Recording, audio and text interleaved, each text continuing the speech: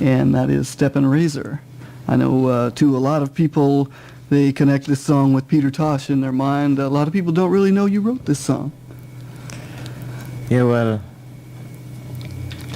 I'm the sole composer of this song, and in 1967, I had entered this song into the Jamaica Festival contest.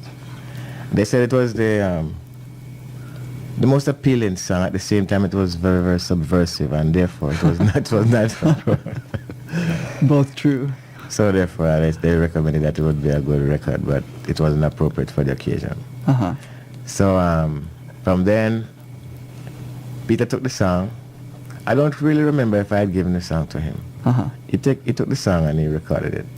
Never credited me for it. Yes. And then he proceeded to, street talk. I will give you something. Man-to-man street talk, virgin talk. Uh-huh. Nothing ever came out of it for a long time.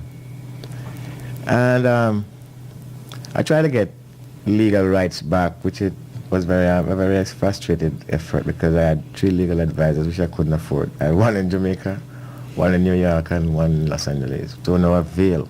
Uh-huh.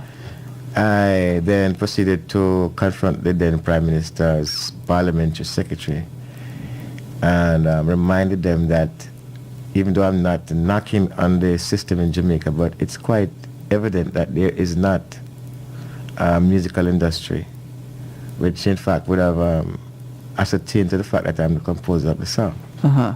They in turn acknowledged the problem, and the parliamentary secretary called him up and got him to sign a release of the song.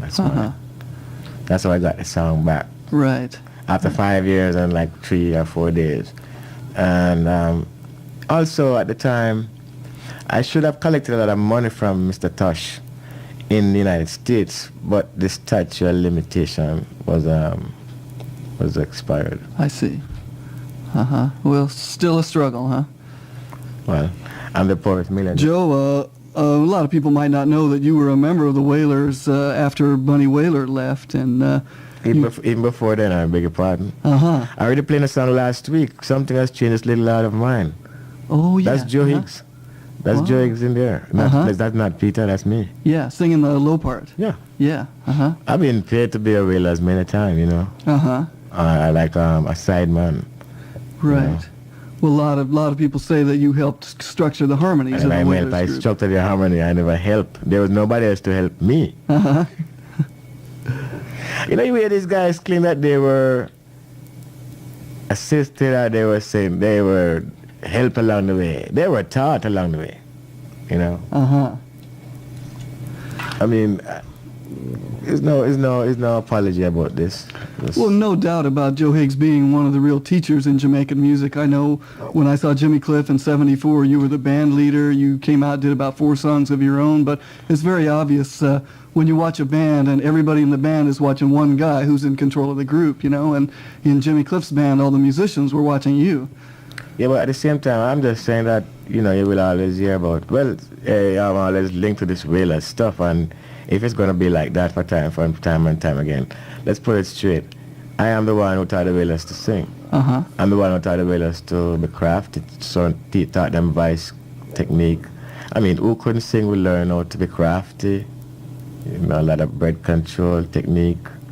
Because, as I've said before, you can only be as good as Sam Cooke if you're Otis Redding and you know what to do. It's one of the amazing things about Jamaican music that there are some great, great singers of the quality of Otis Redding or Sam Cooke that aren't really well known in this country, but Larry Marshall is one you and I were talking about the other day, a very soulful singer. I'd like to credit you and Ancombs on today's program. I listen a lot of nice stuff before I came here. Really nice. Lightning. Well, you and I were talking this week about some of the great music, and it just kind of reminded me of some of the people, a lot of the people that we play a lot, Ken Booth, Delroy Wilson, but you know the music so well, it's very fascinating to talk with you about it. It's beautiful. Really. So, Joe, what was it like for you to work again with the Wailers, with the band on this new album? To be honest with you, it was mixed emotion. I'll bet. First of all, it was like like meeting people who you have gone to school with, that I've seen them for years, and they have completely changed. You know, some are monsters, some are angels, you know, anymore. And that was a total experience. But we got it over with. And it was a good album. True, very good. It was a good thing to do. Let's listen to a song where both those things kind of meet, a version that you and the Wailers did of Small Axe.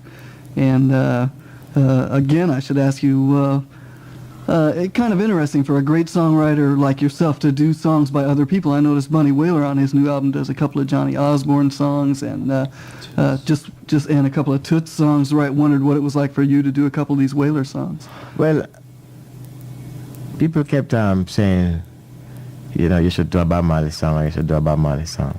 I've heard everybody else doing Bob Marley song. I think you'd be the best person to do a Bob Marley song. I think I would be. I tried it, and I've been doing songs. First of all, at one period, I got a little feeling at one time that I should take time out to pay a little tribute to Marley, and I've been doing that for a number of months. It became a part of my whole act. I would stop for about 10 minutes and take time out and pay tribute to Bob Marley, and I would do about 2 or 3 songs for 10 minutes.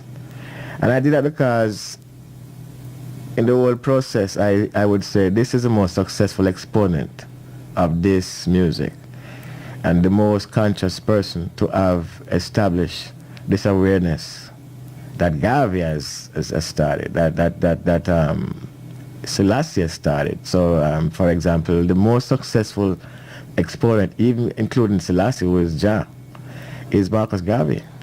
I mean, Marcus Garvey is the one who really took that light and extended. And as a reason, we are here to say Jamaica is the only island in the world who has maintained over the years that connection with Africa through 2 great M's, Marley and Marcus and Marley. True. Okay, let's give a listen then, and then we're going to come back and talk to you about some of the things you've been doing lately. Okay. Okay.